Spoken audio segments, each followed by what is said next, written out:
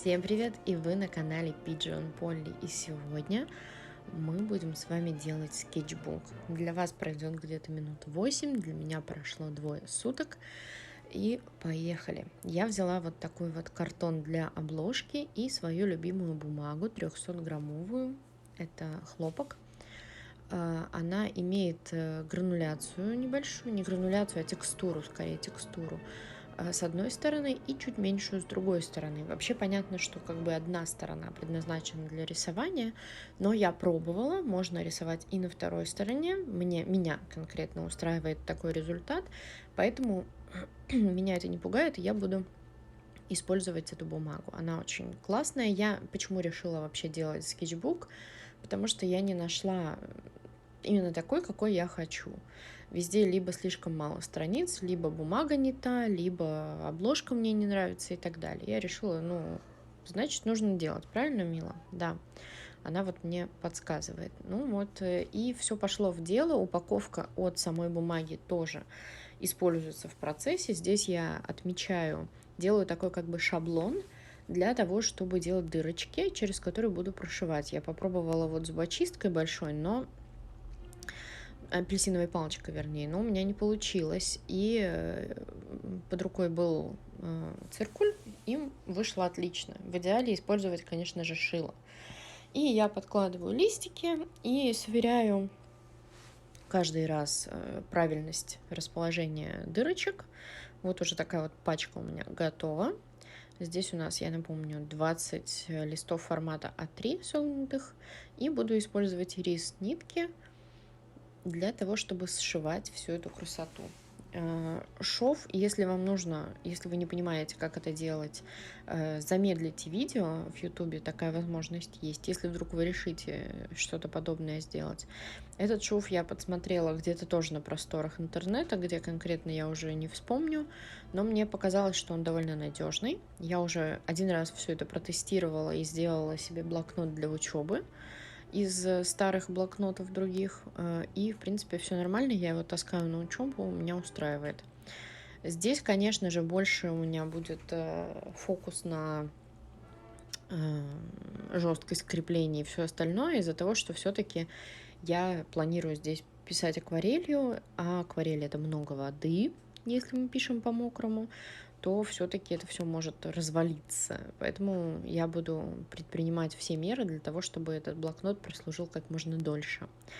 Вот таким вот образом мы прошиваем все листики. Мне вот такой именно стежок нравится делать. Есть, я знаю, что еще другие варианты различные.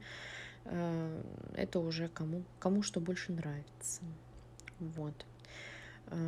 Прошиваю, когда нитка заканчивается, я просто ее связываю с предыдущей ниткой и продолжаю подшивать остальные листочки.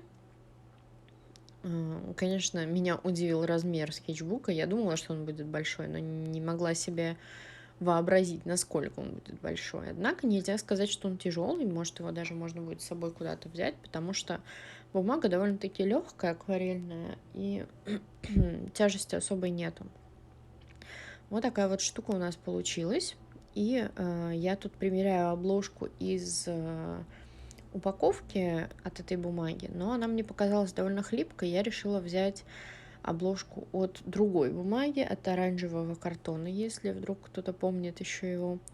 Вот, она довольно жесткая, и поэтому я решила взять ее. Вот эти пятна на ней, если вы обратите внимание, это я покрывала лаком картинку небольшую. Я думаю, что это особого не имеет значения. Теперь мы делаем подкладку для корешка. Опять-таки из упаковки. Она должна быть мягкая достаточно, но не супер, не лист А4 обычный для принтера, потому что все-таки это будет загибаться множество раз, и поэтому важно, чтобы была гибкая бумага, достаточно прочная, но не слишком, не как картон, иначе ее будет сложно сгибать, она будет ломаться в том месте. Чтобы сгибы были более податливыми, я их прочерчиваю закрытой ручкой, колпачком ручки, можно сказать. Просто надавливаю, делаю такие бороздки, и тогда будет легче открываться, И сразу небольшой спойлер, мы не будем приклеивать корешок вот этой бумаги к корешку самого блока. Он должен свободно ходить, поэтому я его приклеивать не буду. Буду приклеивать только крылья, так называемые. Сейчас я эти же обложки, которые я сделала, буду использовать в качестве пресса. Закрепляю бумагу и будем ее проклеивать. Я буду проклеивать ее ПВА-клеем для дерева. Ну и для бумаги он тоже подходит, я думаю. Мебельный какой-то клей у меня оставался, и буду использовать вот такую вот марлю плотную. Можно использовать туалетную бумагу, но мне не очень нравится. Можно использовать обычный бинт, кто во что горазд. Можно вообще не использовать ничего, но это просто я вот укрепляю конструкцию, можно так сказать. Выдавливаем клей. Желательно это все делать, конечно, кисточкой. Желательно, чтобы эта кисточка была с жестким ворсом. Будет намного удобнее. Вот. И приклеиваем туда нашу марлю. И еще раз проходимся клеем. Тут много клея не бывает. Я это делаю в несколько этапов, чтобы уж точно все проклеилось. Если вы не прижмете достаточно хорошо бумагу, я потом на нее ставила бутылку с водой 5-литровую до того, как это все высохло, то тогда могут склеиться странички, поэтому аккуратно.